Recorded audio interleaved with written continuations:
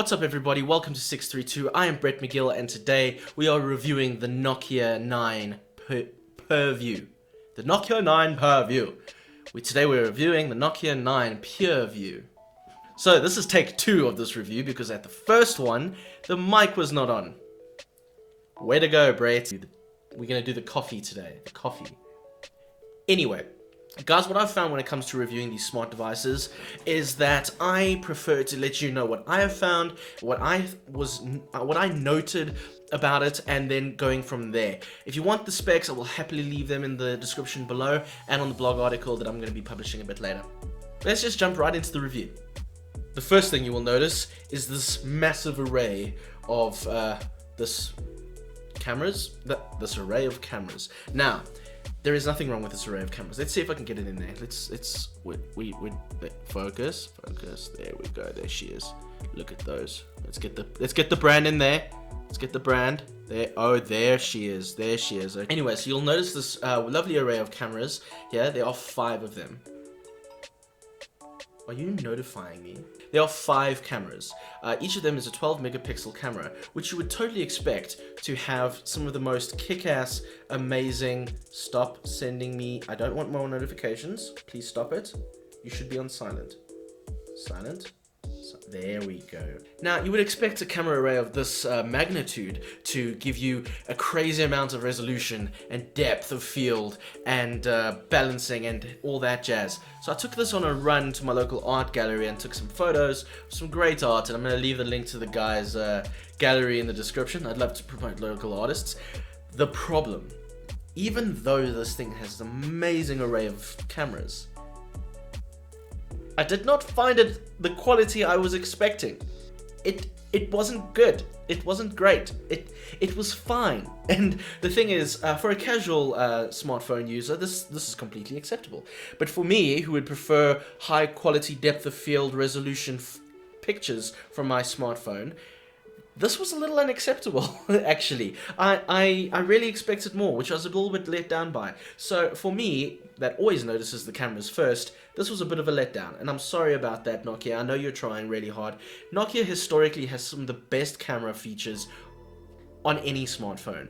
But I feel they may have came a little short here, trying to create a statement in terms of look and eccentricity rather than actually function. So I am a little bit sad about that. More than that though, it is a 2K resolution screen, not 4K, which is surprising because most phones these days do run on 4K if I remember correctly, or at least your top tier phones.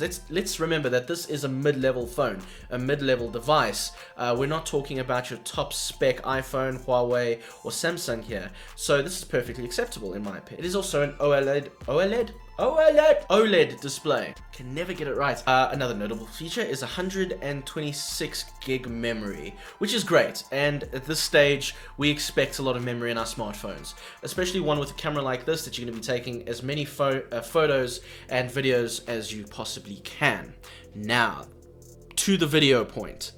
I found the video grainy and I found it chunky, if that makes any sense at all. It just wasn't the resolution I was hoping for, especially the selfie camera on the front. Now, the front, is this the front? Is this the front or is that the front?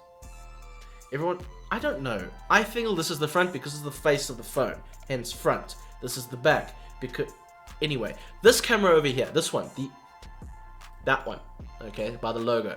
That one is a 20 megapixel camera, which back in the day, do you remember when 20 megapixels was a thing? It was the bee's knees. Anyway, so I was recording, I was running around making some videos, testing the whole thing out, and I found the selfie cam, again, unappealing, a little bit of a letdown, which I was sad about. Again, I fully expect Nokia, of all the smartphone manufacturers, to come with their A game when it comes to video and imagery, photos, but they didn't, I feel, in this case. Saying all that though, ain't she gorgeous? Alright, so she's lovely, and I've mucked it up here because of all my fingerprints, but she's a lovely looking device. She feels good, she rocks, she sticks in the hand, there's no dropping this thing, not really anyway. I mean, you're gonna have to try hard. It's got a nice edge. The bezels are not an issue. I know reviewers love talking about these bezels. I don't find them obtrusive at all. I really don't. It's not an issue for me. Oh, and by the way, in the box, you get this lovely cover. Now, let me tell you about this cover, just quickly, because it's a thing. When this phone is in this cover, you are not getting it out. Do you know how long it took me to take this thing out in the initial, when I was doing it? It's not getting out. This, fuck yeah, that is a thing, okay? Now watch, it's, my gosh. It's hard as well, shit. Okay, but besides it does look great, and it does feel good. So that's a big plus, and if you care about such a thing, good for you, and this is a great phone for that. Other than that, the last thing I'd like to mention, it does come with your USB-C 3.1 cable port. So you no longer, again, we don't have the aux port, no aux cable here. We have an adapter for that, and we come with a normal USB 3.1, USB 3C, USB-C 3.1 port. There we go. I did it fine. I'm so proud. At this stage, let's accept the fact that the aux cable is gone on smartphones, except your specialized phones. In summary, guys, not a bad mid-level phone. Probably quite affordable. I think cash, this is 14,000 Rand, or just under 14,000 Rand. And you should probably pick it up at your local providers. Like if you're in South Africa, Telkom, Vodacom should definitely have this. Nokia's always had a great relationship with them, so fully expect that. Good mid-level phone, good smartphone. A bit weird on the build quality. I do want to mention that it does feel like if I wanted to, I could snap this phone in half. It has this weird cheap, don't want to say cheap, but low budget feel. So that does bug me, but I'm a bit of a snob. But if that's not a thing for you, then don't worry about it, because this is a great mid-level phone, and you wouldn't be sorry for having something like this.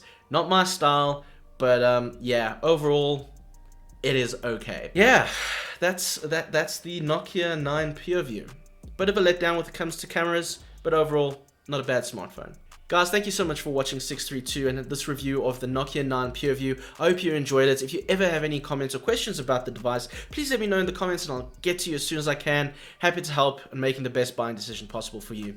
Overall, just like to thank Nokia for letting me have a look at this little guy. Thank you again. Really appreciate it. Until next time, guys, if you really liked what you see, please put a thumbs up. If you haven't already, please subscribe, and I will see you guys soon. Have a nice day. Cheers. Don't think we did too badly. We could have done worse. We've had worse.